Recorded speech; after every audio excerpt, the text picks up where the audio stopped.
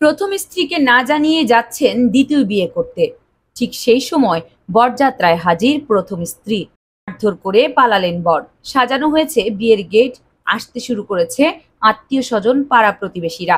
কিছুক্ষণ পরই রওনা হবে বিয়ের বরযাত্রী। ঠিক এমন সময় হাজির বরের প্রথম স্ত্রী। শুরু হয় হুলস্থুল কাণ্ড। এক পর্যায়ে মারধর করা হয় প্রথম স্ত্রীকে। পরে বাড়ি থেকে পালিয়ে যান বর সেজে থাকা আলামিন।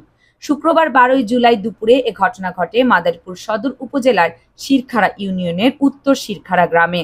অভিযুক্ত আলামিন ইতালি প্রবাসী। জানা যায় ৩ বছর আগে অনার্স পড়ুয়া মেয়েটির সঙ্গে সামাজিক যোগাযোগ মাধ্যমে ফেসবুকে পরিচয় হয় ইতালি প্রবাসী আলামিনের। এরপর প্রেমের সম্পর্ক হলে দুজনে পরিবারকে জানানো হয়। পরে আলামিন ইতালি থাকা অবস্থাতেই মোবাইল ফোনে তাদের বিয়ে হয়।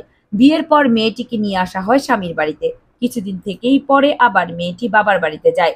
এর মধ্যেই গত ১ মাস আগেই ইতালি থেকে বাড়িতে আসেন আলামিন। প্রথম স্ত্রীকে না জানিয়ে অন্যত্র বিয়ে ঠিক করেন। ভুক্তভোগী মেয়ে বলেন, পারিবারিকভাবে আলামিনের সঙ্গে আমার বিয়ে হয়েছে। আমাকে কিছু না জানিয়ে আলামিন অন্যত্র বিয়ের প্রস্তুতি নিয়েছে। আমি কিছুতেই তা মেনে নিতে পারছি না। আমি এখানে আসায় আমাকে মারধর করা হয়েছে। আমি প্রয়োজনে থানায় যাব।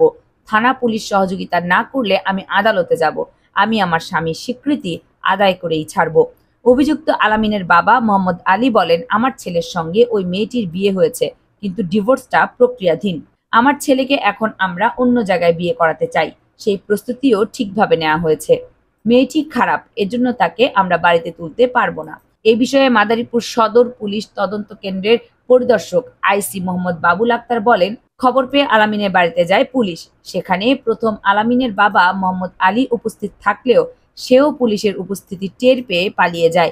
এছাড়া মেয়েটি বাড়িতে হাজির হওয়ার খবরে আলামিন সঙ্গে সঙ্গে পালিয়ে যায়। মেয়েটিকে মারধর করা হচ্ছে এমন অভিযোগে মামলা করলে তাদের গ্রেপ্তার করা হবে। মাদারীপুর সদর মডেল থানার ভারপ্রাপ্ত কর্মকর্তা ওসি AHM সালাউদ্দিন বলেন, ভুক্তভোগী থানায় লিখিত অভিযোগ করলে তদন্ত করে আইনগত ব্যবস্থা নেওয়া হবে। এছাড়া মারধরের খবর পেয়ে ঘটনাস্থলে পুলিশ গিয়ে পরিস্থিতি নিয়ন্ত্রণে আনে। এদিকে আলামিনের স্বজনদের দাবি, আলামিনের সঙ্গে বিয়ের পর অনার্স পড়ুয়া ও ওই ছাত্রী আরেকটি ছেলের সঙ্গে পালিয়ে গেছে। সেখানে তার বিয়েও হয়েছে, তাই তাকে আর মেনে নেওয়া হবে না। পরে মেয়েটি বলছে এসব কথা মিথ্যা, তাদের প্রমাণ দেখাতে বলেন। আর আমাকে ডিভোর্স না দিয়ে সে অন্যত্র বিয়ে করে কিভাবে? দর্শক, দোষ কি শুধু মেয়েটির? কেন ভার্চুয়ালি প্রেম করে বিয়ে করতে হবে ভার্চুয়ালি? আর কেনই বা প্রথম স্ত্রী থাকাকালীন দ্বিতীয় বিয়ে করবে? দুটি মেয়ের জীবন নষ্ট হয়ে গেল শুধুমাত্র ইতালি প্রবাসী ছেলেটির জন্য। ছেলেটি হয়তো ভেবেছিল গোপনে বিয়ে করে দেশের বাইরে চলে যাবে।